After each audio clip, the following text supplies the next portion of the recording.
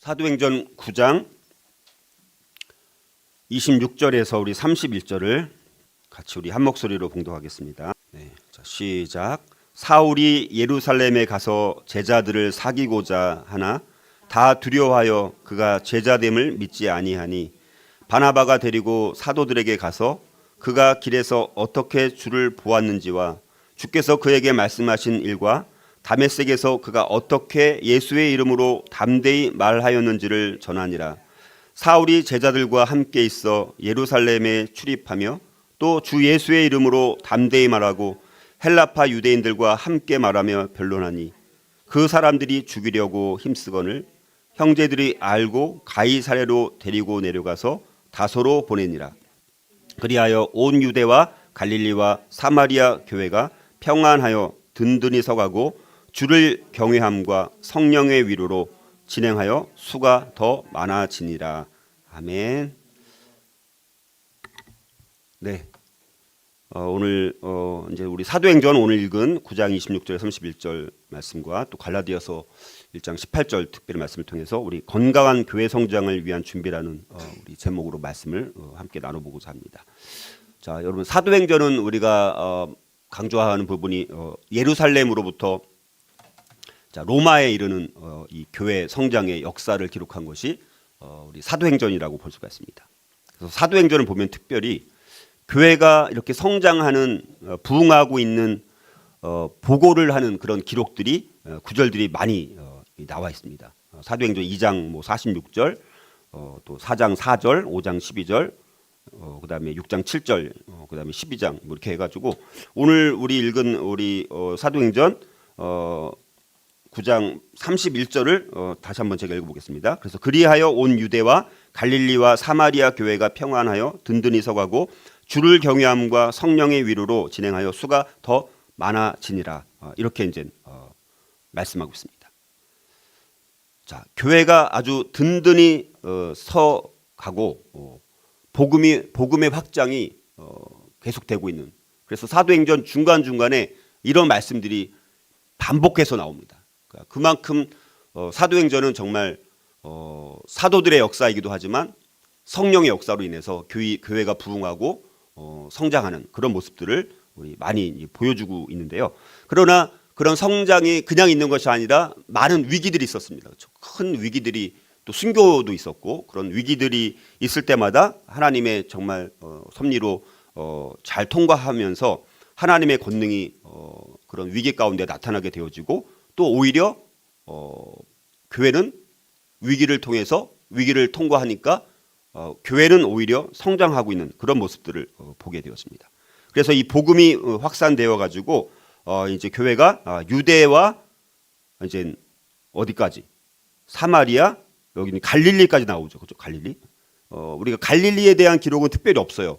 우리가 사마리아에서의 부흥이 있었던 것은 나왔는데 갈릴리까지는 나오진 않았지만 여기 나오지 않았다라고 해서 그게 없는 게 아니라 여기 이 말씀을 통해서 보면 이미 갈릴리도 사마리아처럼 복음이 들어가서 거기서 예수님을 믿는 사람들이 많이 생긴 것을 알 수가 있습니다. 그리고 예수님 당시에 예수님께서 제일 오래 사역했던 곳이 어디입니까? 네, 갈릴리 지역이죠. 그러니까 그 지역은 이미 예수님을 믿는 사람들이 아마 있었을 가능성이 많습니다. 그리고 어찌됐든 이렇게 성령의 역사하심으로 갈릴리까지 그래서 이렇게 크게 성장하고 있는 모습들을 이제 보게 되어지는데 그래서 우리가 이제 교회가 이렇게 성장하고 있는 모습 그러나 그냥 수적인 증가만이 아니라 건강하게 성장하는 것이 중요하죠. 그래서 우리가 오늘 말씀을 통해서 이렇게 오늘 여기 사도행전 9장 31절에 나오는 이런 성장을 하기 위해서 그러면 앞에 있는 내용들을 통해서 살펴보면 그런 것들을 통해서 이런 결과가 나오구나라는 것을 알 수가 있습니다. 자, 그래서 오늘 그 부분을 함께 우리가 살펴보고자 합니다. 그래서 건강한 교회로 교회가 성장하려면 어떤 준비가 필요한지 여기에 초점을 맞춰서 우리 교회도 이런 준비가 되는 교회를 통해서 특별히 2026년을 앞두고 우리가 2025년도를 이런 기도를 통해서 2026년에는 우리가 오늘 읽은 사도행전 9장 31절에 그 놀라운 역사가 우리 가운데 임할 수 있기를 주의 이름으로 축복합니다. 자, 그래서 오늘 이제 초대교회 이야기 33, 34, 35 세 가지로 우리가 이제 나눠서 살펴보도록 할 텐데요. 자, 먼저 이제 바울의 이제 1차 예루살렘 방문의 내용이 오늘 26절에서 30절에 우리가 나오게 되어지는데요. 이제 다메섹에서 예루살렘으로 사도 바울이 예루살렘을 방문하는 그 장면을 우리가 먼저 살펴볼 텐데요. 자, 우리가 지난번 요 표 설명드렸었죠. 그래서 사도 바울이 회심하는 그 전후와 또 회심 직후의 여정이 어떻게 됐는지 지난번 한번 말씀드렸잖아요. 그렇죠? 예루살렘에서 여기 다시 한번 여기 보면 1번 여기 맨 아래 예루살렘에서 이제 거기서 대제사장한테 고문을 받아가지고 이제 뭡니까? 이제 다메섹에 가서 예수 믿는 자들을 이제 결박해서 감옥에 데려오려고 이제 그렇게 이제 출발하다가 다메섹 도상에서 거기서 이제 예수님을 만나는 엄청난 회심 사건이 있었고, 그리고 다메섹에 가서 이제 거기서 이제 아나니아라는 사람의 도움을 받아가지고 이제 침례까지 받게 되면서 거기서 또 복음을 증거하고, 그리고 그런데 또 여러 가지 어려움이 있어가지고 이제 도망가게 되어지죠, 그렇죠? 그래서 광주리를 타고 막 거기 선문까지 지키니까 다른 이제 도움을 받는 집의 뭐 창문을 통해서 광주리를 타고 도망가는 그런 일이 있어가지고 어디로 갔습니까? 5번이 어디예요? 아라비아, 그렇죠? 아라비아 광야, 아라비아라는 광야에 가서 몇 년간 있었다고요? 3년간 있게 됩니다. 그래서 3년간 있으면서 뭐 여러 가지 뭐 삼층천도 경험을 하고 또 하나님의 계시를 막 받으면서 엄청난 또 이런 경험들을 하게 되어졌고, 그리고 다시 아라비아에서 어디로 돌아왔습니까? 6번 다메섹으로 다시 돌아온 거예요. 자, 여기가 이게 지난주까지 살펴본 겁니다. 다메섹에 이제 온 상태입니다. 자, 다메섹에서 이제 와가지고, 근데 다메섹에서 와서 다시 이제 예루살렘으로 가는 장면입니다. 요게 오늘 읽은 내용이에요. 자, 그래서 어쨌든 교회가 그래서 건강한 성장을 하기 위해서는 어떤 준비가 있어야 되느냐? 첫 번째는요, 격려자와 후원자와 같은 다리 역할이 있어야 합니다. 교회가 건강하게 성장하려면 누군가 새로운 신자들이 교회가 있을 때마다 그 새로운 신자가 뭐 정말 뭐 준비된 뭐 성도면 자기 스스로 교회에 잘 정착할 수는 있겠지만 대부분은 그렇지 않기 때문에 그 새로운 사람이 생겼을 때 누군가 격려자가 되어서 후원자가 되어서 다리 역할을 하는 역할이 있을 때 그 교회가 건강해질 수 있다. 근데 뭐 새로운 신자가 맨날 오면 뭐 합니까?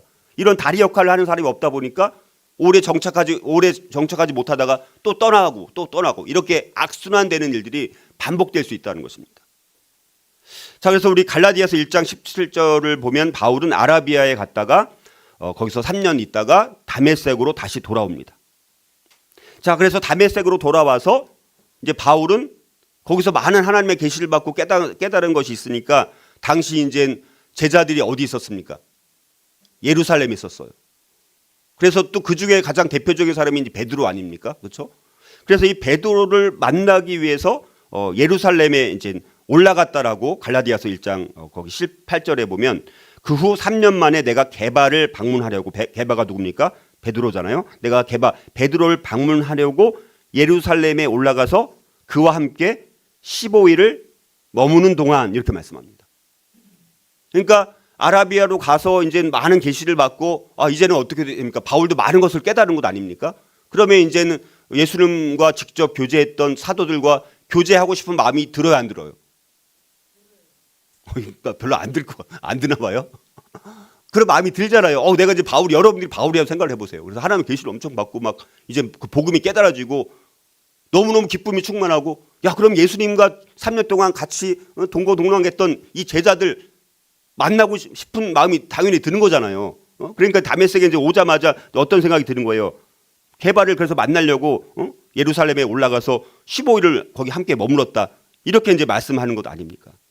자, 그런데 사울은 이제 그 아랍에서 3년 동안 체류하고 예루살렘으로 이제 가게 되지만, 근데 이제 뭔가 거기서 만났는데 자기가 기대했던 만남이 안 되는 거예요. 자기가 기대했던 표정들이 아닌 거예요. 우리가 누군가를 만나면 그래 반가워하고 이렇게 한 표정을 이제 기대를 했는데 그런 게 아닙니다. 그런 마음이 아니고요. 왜냐하면 이 제자들 입장에서도, 그러니까 예루살렘에 있었던 제자들 입장에서도 이 바울의 과거가 어떤 삶이었어요. 불과 몇 년 전만 해도 그리스도인들을 잡아가지고 감옥에 넣으려고 혈안이 돼서 막 그렇게 날뛰었던 사람 아닙니까? 그러니까 그리스도인 입장에서는 가장 무서운 적 같은 원수 같은 그런 존재인 거잖아요. 두려움의 존재잖아요.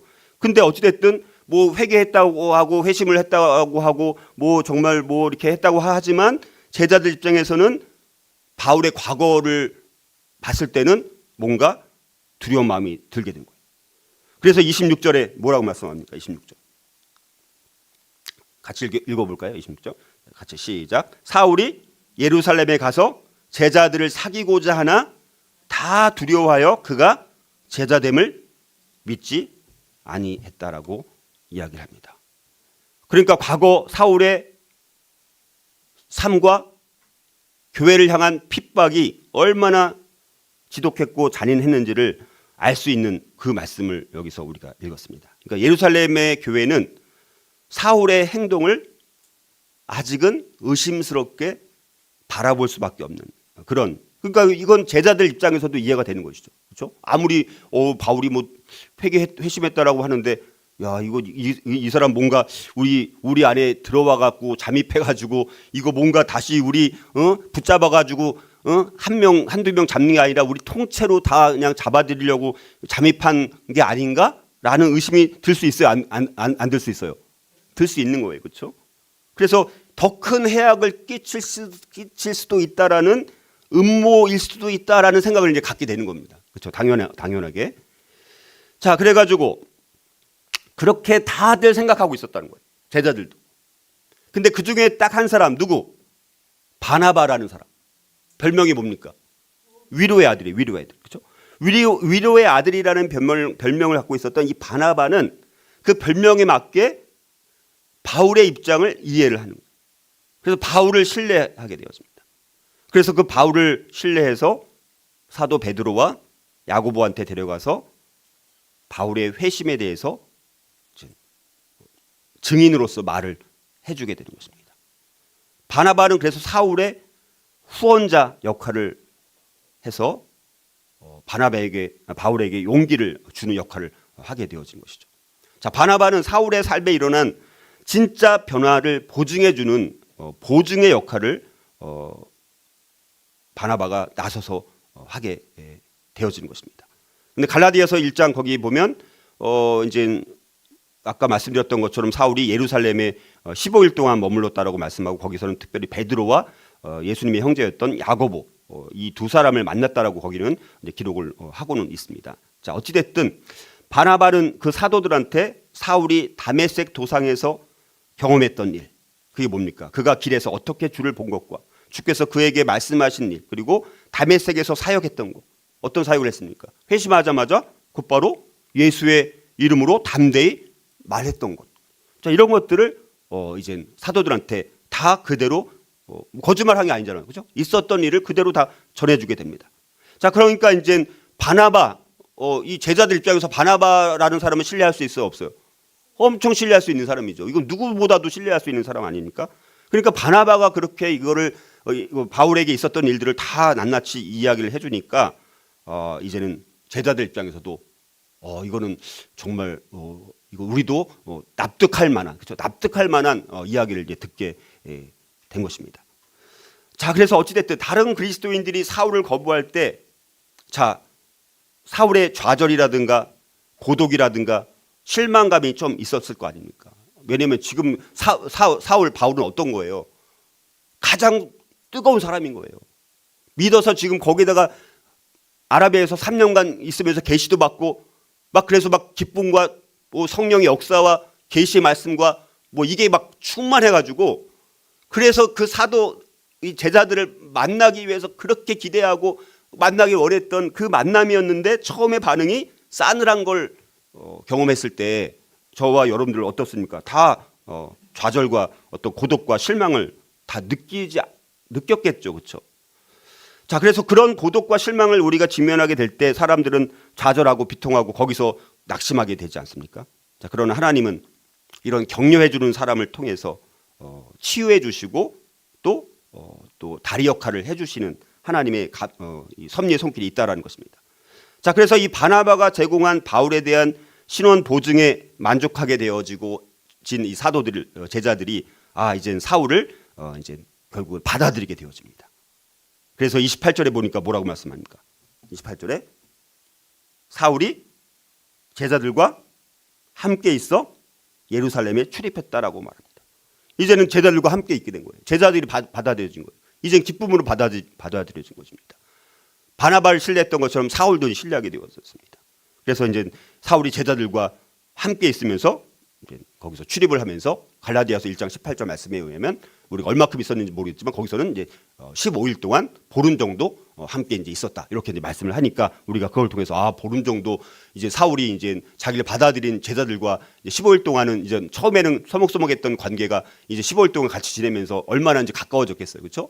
이제 그동안 자기들이 경험한 거 다 얘기하고 또 바울이 궁금했던 거 많이 있었을 것 아닙니까? 자기는 직접 예수님 사실 때 만난 건 아니잖아요. 그 사도 바울은 당신들 나는 다메섹 도상에서 부활하신 주님을 만났는데 당신들은 3년 동안 같이 다니면서 야 얼마나 예수님 따라다니면서 여러분들 그렇게 뭐 기뻤습니까? 얼마나 정말 축복 받았습니까? 또 이제 베드로나 야고보 입장에서는 당신이 경험한 그걸 우리에게 또 더 바나바에게 전해준 거 말고 당신이 직접 우리에게 또 간증해 주세요.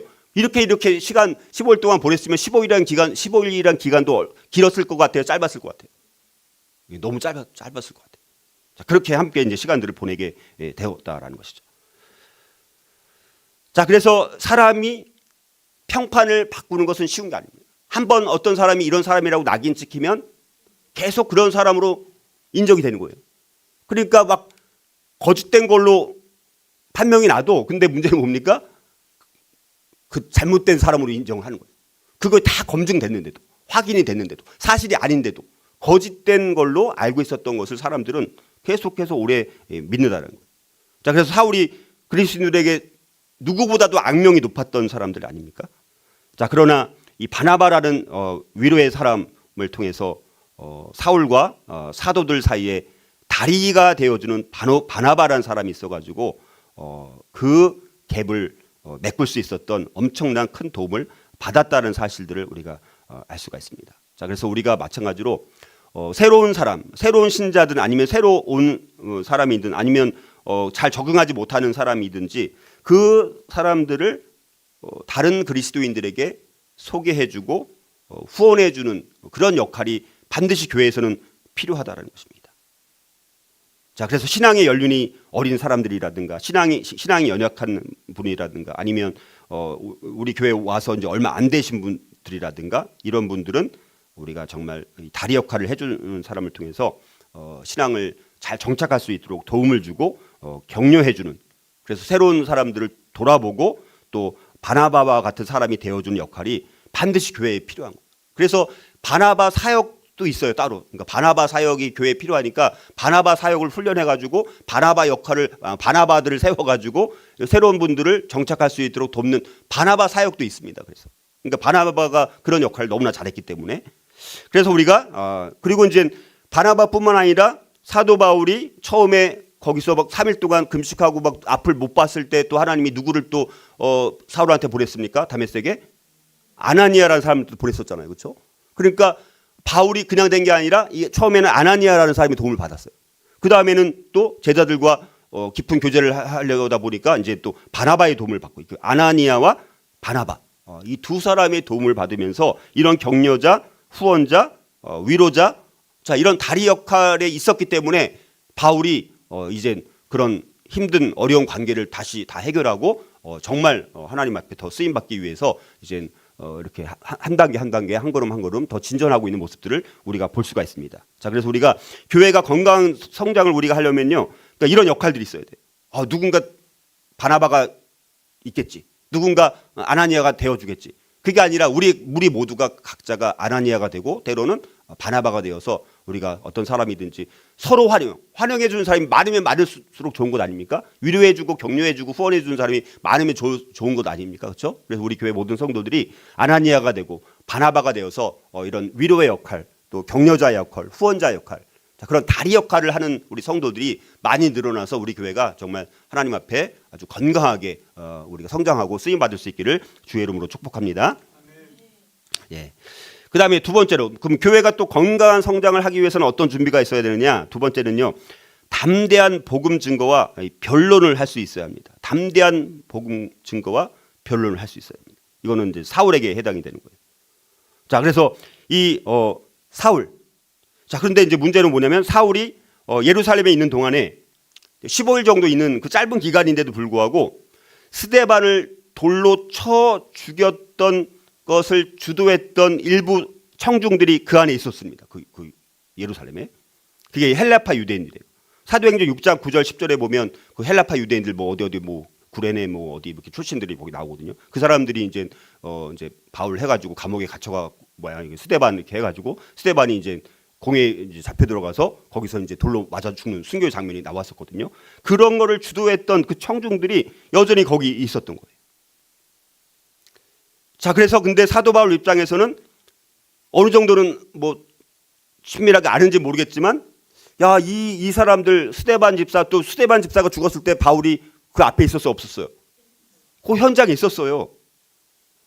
근데 그 스데반 집사를 순교하게 만들었던 이 사람들에게 바울 입장에서는 회심하고 나니까 이제 뭡니까? 내가 그들에게 복음의 증언자가 되어야 되겠다는 강력한 부담을 갖게 된 것입니다.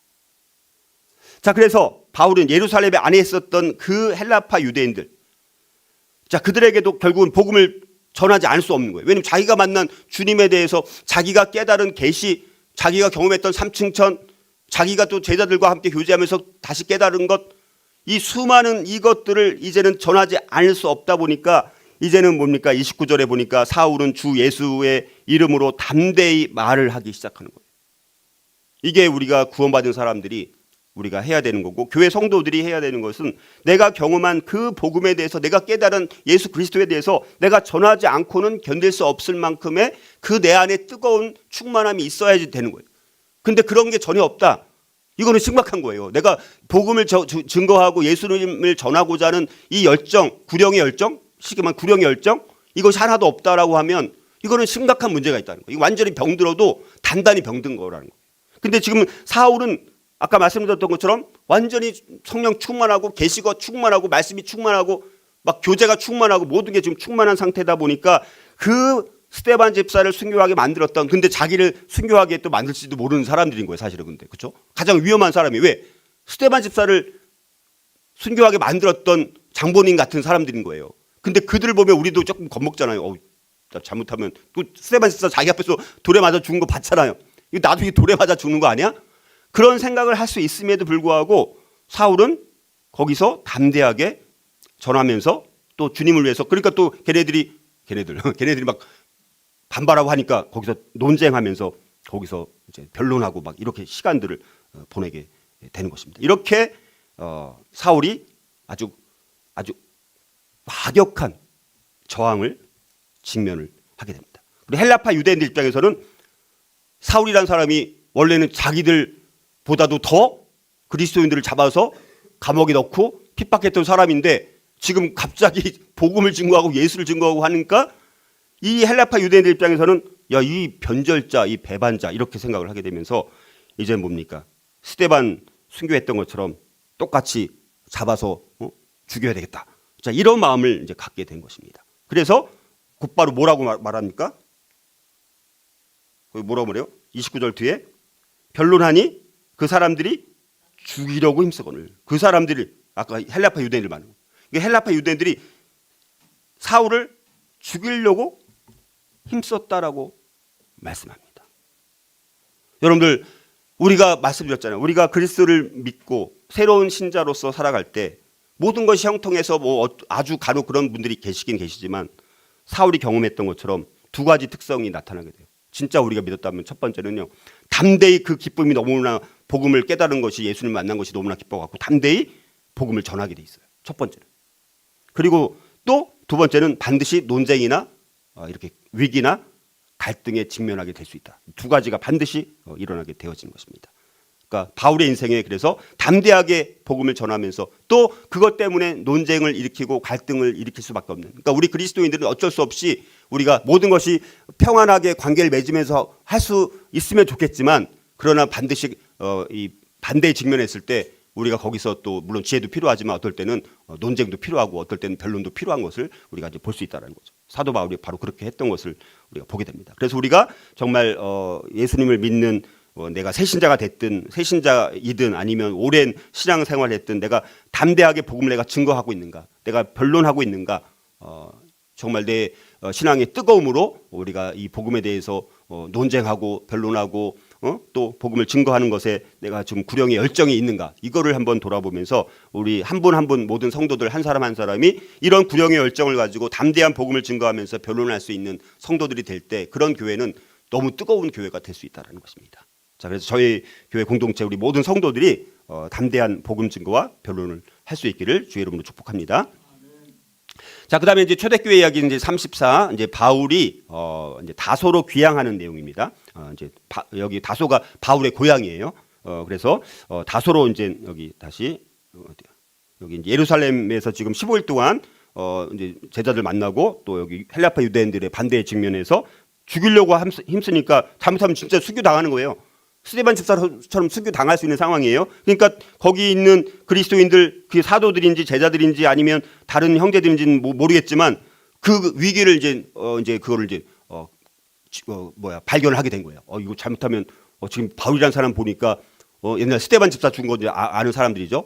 근데 바울 보니까 이 사람은 이거 보통 사람 아닌데, 야, 이 사람은 앞으로 정말 살아남아서 하나님 나라를 위해서 위대하게 쓰임 받아야 되는 사람이다 라는 생각들을 하니까 이거 잘못하다가는 이 헬라파 유대들 때문에 사도 바울도 잘못하면 순교하게 생긴 거예요. 야, 이거 그러면 안 되잖아요, 그렇죠? 그러니까 일단은 지금은 항상 모든 것이 막 이렇게 정면으로 부딪힐 때도 필요하지만 어떨 때는 피해서 또 돌아가야 될 때도 있는 거예요, 그렇죠? 그래서 우리가 이걸 통해 살펴보는 거, 여기서 이제 그 다른 형제들이 도움을 통해 갖고 가이사랴까지 이제 보내주고 거기서 배를 타고 이제 여기 고향 다소까지 가는, 이렇게 이제 여기 다소까지 가게 되어진 그런 경로를 통해서 다소로 가게 되어진 그 장면입니다. 그래서 이런 이 큰 이 갈등 어떤 이 순교의 이런 상황이라든가 이런 거를 이제 여기서 좀 잠시 피하게 되어집니다. 자, 그래서 우리가 이거는 우리 아까 순서로 다 말씀드렸죠. 그래서 바울이 생명의 위협을 느껴서 그의 고향 다소로 이제 내려가는 장면, 이게 이제 여기서 또 세 번째 살펴볼 건데요. 자, 그래서 우리가 교회가 건강한 성장을 하기 위해서는 또 어떤 준비가 더 있어야 되느냐? 세 번째는요, 잠시 갈등을 진정시키기 위한 떠남의 시간이 있어야 된다. 그러니까 갈등이 있을 때는 그 갈등이 좀 멈추는 게 필요한 거예요. 그래서 잠시 그 자리를 피해서 떠남의 시간이 있어야 된다. 자, 그래서 아까 말씀드렸던 헬라파 유대인들이 막 사울을 죽이려고 하고, 자, 그래서 이제 도움을 받아서 고향 다소로 가기 위해서는 육지로 가기에는 이거 잘못하면 또 잡힐 수도 있으니까 빨리 가려면 배를 타고 가는 거예요. 그래서 가이사랴까지 항구로 가가지고 거기서 이제 다소로 배 타고 갈 수 있는. 그래서 30절에 여기 이제 형제들이 나오는 거죠. 그 형제들. 이 형제들이 정확히 누군지는 알 수 없지만 형제들이 그런 상황을 이제 알게 된 거예요. 이거 정말 헬라파 유대인들이 사도 바울 죽이려고 하네. 잘못하면 죽겠구나. 그래서 형제들이 그것을 알고 여기 말씀하는 것처럼 가이사랴로 데리고 내려가서 다소로 보내니라. 이렇게 이제 말씀하고 있습니다. 여기 형제라는 것이 이제 동료 그리스도인들. 근데 정확히 누군지는 안 나오니까 그냥 동료 우리 그 사도 바울과 함께 또 교제했던 어떤 사람이겠죠. 그 사람들의 도움으로 결국 가이사랴로 내려가게 되어지고 거기서 이제 다소로 떠나게 되어지는. 그래서 이 사울의 잠시의 이 피신은, 잠시 떠남의 시간은 그 유대인들과의 갈등을 그래도 진정시키는데 일조하는 그런 역할을 결국 하게 되어집니다. 그리고 또 하나님의 또 뭔가 뜻이 있었겠죠. 그래서 이제 다소에서 거기서 또 이제 여러 해를 또 보내게 됩니다. 몇 년 거기서 이제 다소라는 곳에서 오랫동안 시간을 또 보내게 돼요. 정확히 몇 년인지는 우리가 좀 알 수는 없지만 여러 해 동안 거기서 이제 다소에 지내서 잠시 이제 그다음에 이제 여기 어디요? 이제 그 다음 주부터는 또 베드로의 또 기적의 역사가 또 나오거든요. 베드로의 행전이 나옵니다. 그래서 그 잠시 이제 몇 년 동안은 다소에서 이제 바울이 전도도 하고 또 여러 가지 또 사역을 했을 것으로 보여집니다. 자, 그래서 이렇게 우리가 교회가 건강한 성장을 하려면 잠시 갈등을 진정시키기 위한 떠남의 시간도 필요하다라는 것을 우리가 알 수가 있습니다. 자, 그다음에 오늘 30 초대교회 이야기 35. 이젠 교회가 평안하고 성장하는 내용이 나옵니다. 그래서 사도행전에 이렇게 반복해서 나오는 이 요약 문구 이렇게 여러 가지 성장했다라는 말씀이 이제 나오게 되는 것이죠. 자, 그래서 마지막으로 자, 교회가 건강한 성장을 하기 위해서는 어떤 또 준비가 있어야 되느냐? 네 번째는 성령의 위로로 인한 정진함, 진행이 있어야 된다라는 것입니다. 자, 그래서 앞에 우리가 살펴봤던 것처럼 사울이 회심하고 또 교회가 또 여러 가지 이런 일들을 통해서 이제 약간 잠시나마 막간의 시간처럼 많은 계속해서 어려움만 있는 건 아닙니다. 막간의 시간을 또 하나님께서 허락해 주십니다. 그래서 막간의 평안의 시간들을 누리게 하나님께서 만들어 주셔서 이렇게 위기가 지난 다음에 하나님의 권능이 나타났고 교회는 성장하게 되어지는 것을 보게 되었습니다. 그래서 복음이 확산되면서 교회가 아까 말씀드렸던 유대 그리고 갈릴리 사마리아 이렇게 유대 갈릴리 아직은 그 이상까지는 아닙니다. 그래서 유대와 갈릴리와 사마리아까지 이렇게 성장하는 이런 모습들을 이제 보여주고 그래서 교회 성장하는 가장 대표적인 이 문구 요게 이제 누가가 사도행전에서 이렇게 반복해서 말씀하는 부분 이렇게 곳곳에서 나옵니다. 거의 10번 가까이 이런 짧은 요 한 절 말씀들이 중간중간에 나와요. 그러니까 그거는 반복해서 하나님께서 교회를 이렇게 성장시키고 부흥시키시는 역사가 있었다라는 것을 우리가 알 수가 있습니다. 그래서 여기 31절 다시 한번 그리하여 온 유대와 갈릴리와 사마리아 교회가 평안하여 든든히 서가고 주를 경외함과 성령의 위로로 진행하여 수가 더 많아지니라라고 말씀을 하면서 사도행전에 나오는 교회 부흥의 이 보고서가 여기서도 우리가 이렇게 오히려 사도 바울을 살해하려고 했던 음모 이거를 오히려 극복하고 나서 그러니까 사도 바울이 오히려 잠시 피했던 게 참 지혜로웠던 거예요. 만약에 거기서 피하지 않고 그냥 버티다가 만약에 무슨 일이 발생하거나 이랬으면 또 교회가 또 어려움을 당할 수도 있는데 거기서 잠시 어떤 피한 것을 통해서 그걸 또 하나님께서 이제 그런 어떤 갈등의 요소들을 어찌됐든 이제 극복하게 만들어줌으로 인해서 복음이 더 확장되어지고 교회가 든든해지는 그런 역할이 있었던 것을 보게 됩니다. 아까 말씀드렸던 것처럼 여기 갈릴리라는 지역이 나오는 것은 우리 앞에 우리 읽은 사도행전 9장까지는 나오진 않았지만 우리가 추측을 해볼 수 있는 것은 그 당시 예수님께서 갈릴리에서 가장 많은 사역을 하고 예수님을 따랐던 대부분도 다 어디 출신입니까? 대부분이 갈릴리 출신이에요. 그리고 예수님 십자가에 못 박혀 달리는 데까지 쫓아왔던 대부분의 여인들도 거기 갈릴리에서 다 거기까지 쫓아왔던 사람들이거든요. 그러니까 갈릴리가 가장 예수님이 사역을 많이 했던 곳이기 때문에 거기 분명히 이렇게 예수님을 따르는 사람들이 있었을 것이다 이렇게 이제 보게 되었습니다. 자, 그래서 이렇게 그리스도인들과 교회가 성령의 위로로 인해서 정진하고 또 진행하고 더 발전하고 성장하는 모습들을 우리가 보게 되어지면서 이런 우리 읽은 이 31절에 이렇게 요약된 요 중요한 말씀들 아무것도 아닌 것 같지만 그러나 사도행전 곳곳에서 이런 말씀이 반복되는 것을 통해서 우리가 때로는 위기도 있고 이렇게 또 살해되는 핍박과 순교의 어떤 상황도 있을 수 있고 여러 가지 위기가 올 수도 있고 그러나 그때마다 또 그 위기를 하나님께서 또 넘어갈 수 있도록 도와주시고 또 그런 과정을 통해서 평안할 때도 있고 위기일 때도 있고 자, 이런 과정 속에서 교회는 연단되어지고 더 성장하면서 더 강건해지고 든든해지면서 하나님 나라를 위해서